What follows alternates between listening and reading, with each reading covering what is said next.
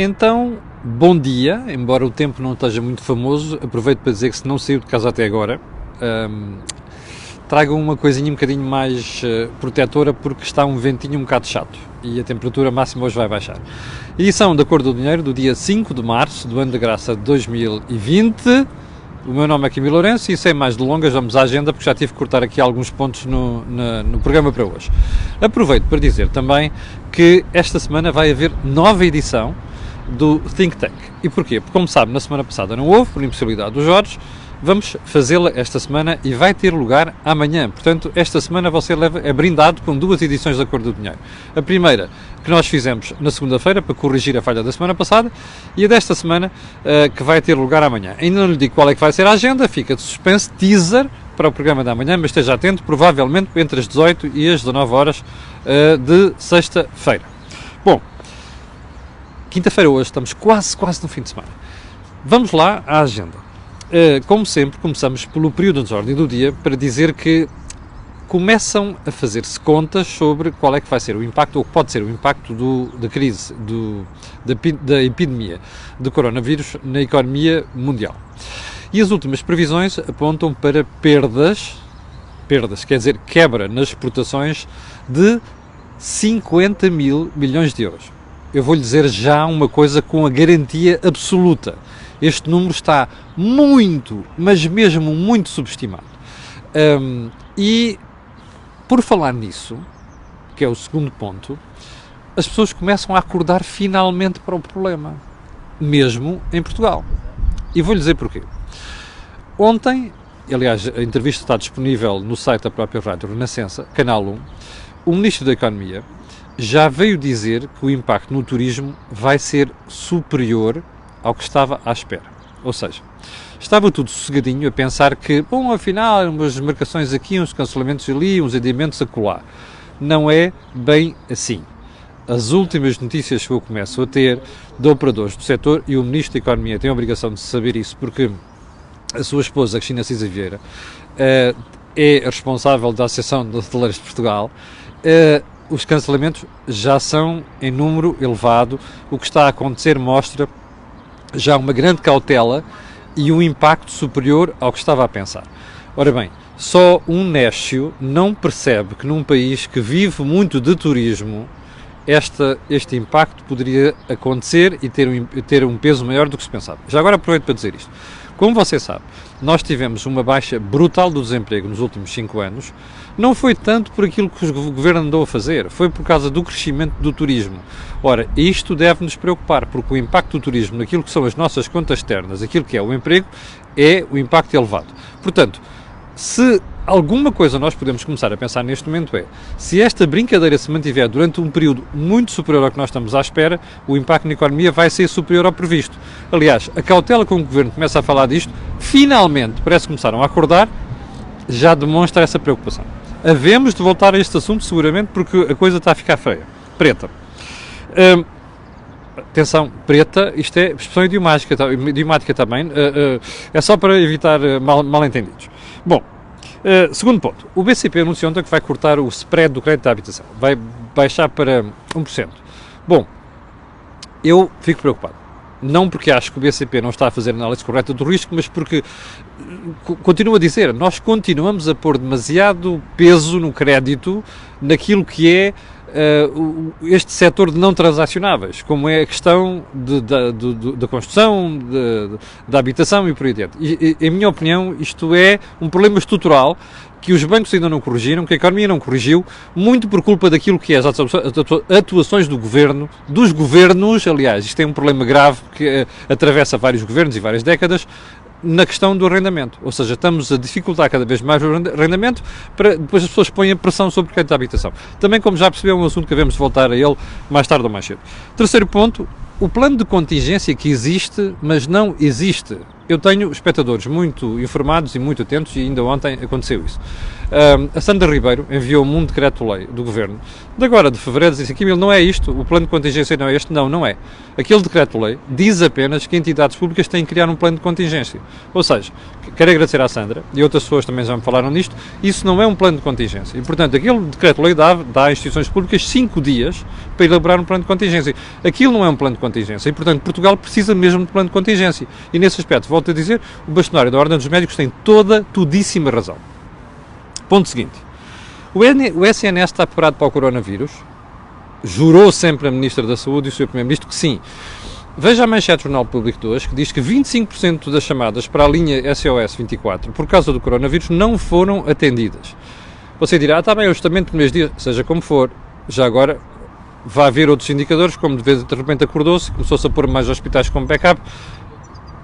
Eu suspeito que o sistema não está preparado. Se me enganar, pedirei desculpa. E espero que me engane, desejo profundamente como cidadão e para o bem do país que me engane. Mas também já percebeu, estas epidemias são perigosas porque aparece um caso aqui, depois é os suspeitas de contágio lá e sobretudo toda a malta que está à volta acaba por ser afetada. E portanto isto, desde o momento em que se detecta uma coisa até à escala, a distância é muito pequenina. E portanto todos os cuidados, repito, são poucos. Último ponto, desde o período de ordem do dia. José Sócrates, o interrogatório da Operação Marquês. Eu não sei se já reparou, mas cada vez que o José Sócrates regressa, eu tenho uma frase da semana dele, vou de voltar a ela no final deste programa, mas é sempre uma coisa nova. É agendas, é os cofres da mãe e o Diabo 4. O que eu achei espantoso ontem foi a forma como ele tenta denegrir, quer dizer, espantoso. A mim não me surpreende, mas surpreende nesta fase. Não é? Tenta denegrir e tenta chamar nomes ao Ministério Público como se o criminoso aqui fosse o Ministério Público. Mas enfim, como vocês já perceberam, já Sócrates é capaz de tudo e mais alguma coisa. Em português corrente costuma ser assim, é capaz de vender a mãe, mas eu não vou chegar a esse ponto, e, portanto vou dizer, José Sócrates é capaz de tudo e mais alguma coisa, portanto esteja preparado, porque eu acho que você ainda não viu nada. Ok? E os próximos tempos irão mostrar isso. Vamos lá então à agenda de hoje. Bom, eu sou do Benfica. Mas também sou jornalista e, portanto, nunca passo ao lado destas questões. De vez em quando as circunstâncias obrigam-me a falar de futebol. Eu costumo falar de futebol sobretudo quando falo de contas ou de gestão, e procuro limitar isso aí, mas não posso passar ao lado daquilo que aconteceu ontem. As autoridades foram a uma série de clubes, salvo erro a 7 clubes, deixe-me só certificar-me aqui que é para não haver qualquer dúvida. Foram Benfica, Braga, Estoril, Futebol Clube do Porto, Portimonense, Sporting e Vitória de Guimarães. Foram 60 buscas e no final apareceram 47 arguidos. O que é que há a dizer sobre isto? Tudo menos especulação. Factos foram. Factos, 47 arguidos. Factos, são estes clubes todos que foram visitados. Nós não sabemos muito bem o que é que está aqui em causa. Fala-se em branqueamento de capitais, fala-se em transferências que não são sido contabilizadas, ou então coisas que não terão sido totalmente contabilizadas, não sei. O que eu sei é isto. É bom que a gente não se atire já, para já não faça uma... Não se comece a tirar foguetes e um foguetório a dizer assim, agora é que se vai saber tudo o que se passa no futebol. Não vale a pena. Segundo, não vale a pena nós nestas coisas recorrermos ao nosso clubismo. É muito típico, é muito habitual irmos ao clubismo. É pá, e não sei quantos, meu clubista e aquilo. Não vale a pena. Deixemos a justiça funcionar. Se há coisa que nós sabemos neste momento, até pelos indícios existentes, é que não está tudo bem no futebol. Pelo contrário, há coisas graves que se passam no futebol. E, portanto, a melhor coisa que nós podemos fazer é pedir aquilo que estamos a pedir para a Justiça. Não podemos estar a pedir para a Justiça, nomeadamente para que se apure totalmente aquilo que aconteceu com o Tribunal da Relação, e não estar a querer o mesmo para o futebol. O futebol tem um elemento extra que dificulta isto, é a questão da emoção, da paixão. Quando nos toca ao futebol, nós tornamos, a esmagadora maioria de nós, sejamos honestos, um bocado irracionais. E, portanto, a tendência nestas coisas é puxar a brasa à sua sardinha e dizer eu não tenho nada a ver com isto, o meu clube não tem nada a ver com isto. Nós não sabemos. Deixemos a justiça funcionar. Que é para perceber se aqueles 47 arguidos se vão ter mais arguidos, se vai haver mais arguidos, e para saber se aqueles 47 arguidos, que não se sabe muita coisa quem é que são, para já diz que podem estar ali presidentes de clubes de futebol, de estados também, não sabemos. Portanto, deixemos a justiça funcionar e apurar o que é que verdadeiramente se passa. Porque se os clubes não devem e as SADs não devem, não têm de temer. Aliás, como sabes, já houve clubes que vieram dizer precisamente isso. Não, nós temos tudo clarinho, temos tudo auditado, e o caso do Benfica. Bom, nós não temos razões para duvidar isso. Agora, deixemos a justiça funcionar. Não vale a pena começarmos a criar já aqui o clube do apoio, o clube do contra, o clube do insulto e diabo 4. Se nós queremos justiça para a sociedade e queremos justiça para a justiça, também temos que querer justiça para o futebol. Portanto, muita calma, porque eu cheiro-me que o debate vai ser incendiado nos próximos dias por causa desta matéria, porque, como já percebeu também, inevitavelmente, mais dia menos dia, nós vamos começar a saber detalhes. Aliás, eu já conheço até alguns, mas como não tenho prova dos detalhes que poderia dar aqui, prefiro estar calado. Detalhes sobre o que é que se terá passado ontem e algumas das acusações. Portanto, prefiro estar calado porque não gosto de lançar aqui boatos. E, portanto, quando isto se concretizar, nessa altura terei a ocasião de vir aqui fazer uma análise. Terei o cuidado de vir aqui fazer uma análise. Segundo ponto. A Associação Mutualista Montepio pode ficar em situação de falência técnica? Bom, o que é que eu digo isto? Não digo, faço esta pergunta. Ontem à noite estava a parar o programa e vi uma notícia do jornal Eco. E o jornal Eco diz que a PwC, como sabe, é uma editora, está a pressionar a Associação Mutualista a cortar para metade do valor do Banco de Montepio que está inscrito no seu balanço. Isto é assim, a Associação Mutualista é a dona do Banco de Montepio. Ora bem, o Montepio está avaliado em próximo de 2 mil milhões de euros, o banco. O que a PwC está a dizer à Associação Mutualista é, não, essa avaliação, quer dizer, está a dizer, o ECO diz que está a dizer, eu não faço afirmação nenhuma aqui, estou a reportar-me aquilo que é a informação que o ECO nos dá, que o jornal ECO nos dá, o ECO Online. Então, é assim, a PwC, a PricewaterhouseCoopers, está a dizer à Associação Mutualista, atenção, esses quase 1.900 milhões de euros não estão corretos. O banco vale metade disto. Eu não sei se vale, nem sei se a notícia é verdadeira. Agora, se for verdadeira, o que é que isto significa? Que aquela inscrição no balanço da Associação Mutualista tem que ser reduzido, o valor do Banco de Montepio. Ora, o que é que o ECO diz? Que se isto for assim, se isto suceder, se isto acontecer, a Associação Mutualista fica em situação de falência técnica. Bom, o que é que vai acontecer a seguir? Uma série de coisas, nomeadamente a necessidade de aumentar o capital. Eu não sei se isto se confirma ou não. Se se confirmar, é um assunto a seguir. Porquê? Porque você sabe o número de participantes da Associação Mutualista. E você sabe quais são as poupanças que a Associação Mutualista gera. Portanto, é um assunto de preocupação, e é um assunto de preocupação grande. E, portanto, fica só uma sugestão. O Governo, o Banco de Portugal não é o caso, mas o Governo, que anda sempre muito preocupado em envolvimentos políticos na Associação Mutualista, no Montepio, que esteja atento a esta situação. Porque a última coisa que nós podíamos querer e devíamos ter era uma situação de desconfiança em relação àquilo que se passa com a Associação Mutualista. E fico-me por aqui. Para já. Ponto seguinte. Caramba, acabei de fazer aqui uma borrada no... Bom, cá está. Ponto seguinte. A matéria é longa e vai ocupar alguns minutos. Eu ontem fui induzido em erro. Estava a ler uma notícia sobre o que se passou no Parlamento. O meu artigo do Jornal de Negócios hoje é injusto. E eu tenho que pedir desculpa ao Governador do Banco de Portugal. Porquê? Ontem estava a ler as notícias sobre o que se terá passado no Parlamento. O Dr. Carlos Costa, Governador do Banco de Portugal, foi lá chamar. E a uma certa altura, a deputada Cecília Meirelles, num tom que eu estranhei muito, virou-se para o Governador e disse: então você, como é que você deu a idoneidade à Isabel dos Santos como acionista de referência do Eurobic? Bom, eu percebi a informação assim, de facto não foi isso que se passou. O que é que aconteceu aqui? Em 2007, quando Isabel dos Santos se tornou acionista maioritária do BIC, na altura chamado do BIC, o Banco de Portugal não era uma questão de idoneidade que se colocava. A questão que se colocava era saber se o Banco de Portugal achava que aquela pessoa devia ou não ser acionista. E o Banco de Portugal não pode tirar esse direito. O que o Banco de Portugal pode fazer é limitar os direitos de voto desse acionista naquela instituição. Bom, mas a deputada Cecília Meirelles não tem razão, e eu aqui é que tenho que pedir desculpa ao Governador do Banco de Portugal, porque escrevi isso assumindo com esse erro, é que foi o Banco de Portugal que decidiu que nem o Dr. Fernando Teles, também é um outro acionista da instituição, nem a engenheira Isabel dos Santos podiam ter idoneidade para estar no banco. Este é que é o ponto. Portanto, o que é que a mim me cheira no meio disto?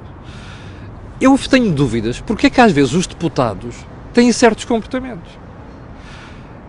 A sensação com que fiquei ontem a ler aquilo é que, porque às tantas o governador diz assim, pois, mas não fomos só nós que ficámos sozinhos nesse processo, o governo também, quando vendeu empresas públicas a Isabel dos Santos e por aí adiante, também conferiu idoneidade à senhora. Bom, o que é que está mal aqui? É que nós às vezes confundimos, nós e os deputados, por maioria de razão, confundimos as coisas. O problema aqui não é o Banco de Portugal. O problema aqui não é o governador. O problema aqui são os outros. Não é? Estarmos a insultar e dar pontapés ao Banco de Portugal, como faz o Primeiro-Ministro e fez, já vamos a seguir a tratar dessa matéria, é uma estupidez. Não é? Porque nós precisamos de um Banco de Portugal forte. Nós podemos dizer, o Banco de Portugal falhou nos últimos 15 anos. É verdade que falhou. Mas isto não se resolve andando a dizer que o Banco de Portugal fez coisas que não fez. Aliás, eu vou-lhes dizer mais. Como você já percebeu, há parcelas cada vez maiores das funções do Banco de Portugal que estão a ser transferidas para o Banco Central Europeu em Frankfurt. Eu só posso agradecer a Deus. Sabe porquê? Porque isto é um país tão pequenino, onde a gente depois quer mexer em alguma coisa e descobre que afinal, olha, aquela pessoa é filha do sobrinho, do amigo, do pai, de não sei das quantas. E, portanto, como o ar é muito rarefeito e as pessoas conhecem-se todas, depois ninguém faz nada. Ora, a supervisão está a passar nestas matérias. Vou-lhe recordar uma coisa que disse aqui há 2 meses. Quem começou a pressionar para a Isabel dos Santos do Eurobic foi o BCE. E ainda bem. E pôs o Banco de Portugal a fazer o seu trabalho. Portanto, estar aqui a fazer de conta que o inimigo é o governador, quando o problema está noutro sítio, não é uma coisa que engrandeça os deputados, nem a Cecília Meirelles, nem os outros, percebe? E mais, é um péssimo serviço prestado ao país. Nós precisamos de uma banca sã, transparente, limpa, longe de suspeitas. Ora bem, eu não fico tranquilo ao saber que a banca portuguesa tinha entre os acionistas pessoas cuja origem do capital e cuja motivações para mim não são claras. Este é que é o ponto. Já agora, por falar sobre o Banco de Portugal e sobre o que se passou ontem, a uma certa altura, no debate quinzenal, à tarde, a Catarina Martins, com aquele a seu ar, de que eu é que sou a boa e impoluta, e vocês não estão a tomar conta do problema, não estão a ver o problema e tal, como se ela não tivesse andado a votar toda a porcaria que se votou nos últimos 5 anos, a Catarina Martins dizia assim, bom, então ao Sr. Primeiro-Ministro, o que é que vai fazer ao dinheiro da venda do Eurobic? E o Primeiro-Ministro diz que a competência para arrestar aquele dinheiro é do Banco de Portugal. Ora, Carlos Costa tinha dito no Parlamento que não pode ser o Banco de Portugal a fazer aquilo, é a Justiça. E o Sr. Primeiro-Ministro, de uma forma absolutamente farisaica, tem o descaramento de dizer que nós achamos que a competência é do Banco de Portugal. Isto é uma sujeira. Isto é uma vergonha, o que o Primeiro-Ministro fez ontem. Até porque, a uma certa altura, quando a Catarina Martins disse, se vira para o Primeiro-Ministro e diz assim, o Governador do Banco de Portugal nunca fez nada para travar o crime económico. E o Dr. António Costa, veja só isto, ok? Para provar a forma absolutamente lamentável como o Dr. António Costa não tem noção do que é solidariedade e, sobretudo, a preocupação de pôr o Estado acima de tudo, ok? Vou recordar. Catarina Martins diz assim, o Governador do Banco de Portugal diz que nunca fez, aliás, o Governador do Banco de Portugal nunca fez nada para travar o crime económico. E António Costa responde assim, não fui eu que escolhi Carlos Costa. Eu tive a oportunidade de dizer sobre esse assunto quando o anterior Primeiro-Ministro, Passos Coelho, telefonou-me às 7 da manhã, informando que nesse dia o Conselho de Ministros ia proceder à recondução do Governador. Espera aí, aquela fulana faz uma acusação idiota ao Governador do Banco de Portugal. E o Primeiro-Ministro, em vez de defender a instituição, porque aquilo é o Estado, é a dignidade do Estado, vira-se, não fui eu que nomeei. Ou seja, está a vender a Carlos Costa como a presa que Catarina Martins quer apanhar. Isto é absolutamente lamentável. Como dizem os americanos, é despicable. Isto é a imagem, percebe? Isto é a imagem do Estado português. Em vez de defender as instituições, anda aqui com tricas, porque António Costa não suporta quem se lhe opõe. O António Costa é um problema de Fernando Medina, aquela malta toda. António Costa não consegue suportar uma crítica, não consegue suportar quem se lhe opõe. E, portanto, quem se opõe para ele é um inimigo. Aliás, é ele, é tudo a imagem do Primeiro-Ministro. Percebe? É Fernando Medina, é o Ministro das Finanças, Mário Centeno, é toda a gente. Aquele senhor rodeia-se de pessoas que não suportam quem o critica. Ou então que não suporta pessoas com ideias diferentes. E depois o que é que faz? Assassina as pessoas na praça pública, que foi aquilo que tentou fazer com o Governador do Banco de Portugal. Eu tenho certeza de uma coisa. Daqui por uns anos, quando se fizer a história desta marmelada toda, há uma certeza que a gente vai ter. O ladrão não era Carlos Costa. O ladrão não é o Governador. O Governador cometeu erros? Cometeu. Eu estou farto de falar deles aqui. Mas, pelo amor de Deus, não se faça do Governador do Banco de Portugal o mal da fita, porque não é. O mal da fita são outras pessoas com a conivência de políticos. Aliás, ainda estou para saber, hoje, porque é que nunca se publicaram os Panama Papers. A gente ficava a saber, já agora, quem eram as pessoas que recebiam dinheiro do Grupo Espírito Santo e do Banco Espírito Santo. Podia ser que o país percebesse muita coisa. E por aqui me fico. Meu Deus, 8 horas e 20 minutos. Vamos para o ponto 6. António Costa está a fulo com os municípios que querem bloquear Montijo.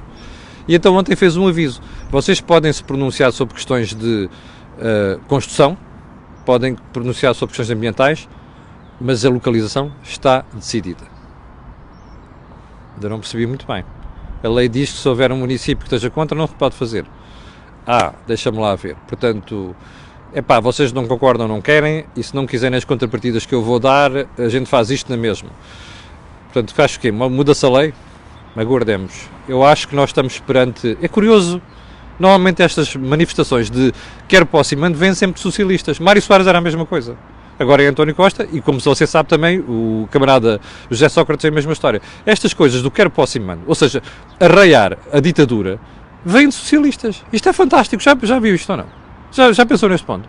É que são socialistas a fazer isto. Os primeiros que se falam mal do Salazar e daquela malda toda, da ditadura, e eu acho que tem toda a razão a falar mal, são os primeiros que depois se portam como ditadores, como pretores, não é? A antiga Roma, como pretores. Isto é inacreditável. Vamos ver, porque eu acho que isto vai merecer desenvolvimentos. Ponto seguinte, nada. Já vamos com 21 minutos e, portanto, não vamos abusar. Vou deixar isto para amanhã. Ficaram mais 2 ou 3 questões para amanhã. Eu prometo voltar a isso. Volto a recordar. Amanhã, entre as 18 e as 19 horas, vamos ter uma nova edição de Think Tank. Eu vou ficar por aqui. Vou-lhe dizer que amanhã às 8 da manhã cá estarei para lhe atazanar o juízo. E, para o final, fica aquele pedido às 3.600 pessoas que estão em direto, que eu faço sempre, que é pedir para colocar um gosto e fazer partilhas nas redes sociais, porque aquilo que você ouve aqui, não ouve em mais sítio nenhum. Obrigado, com licença, e até amanhã de manhã.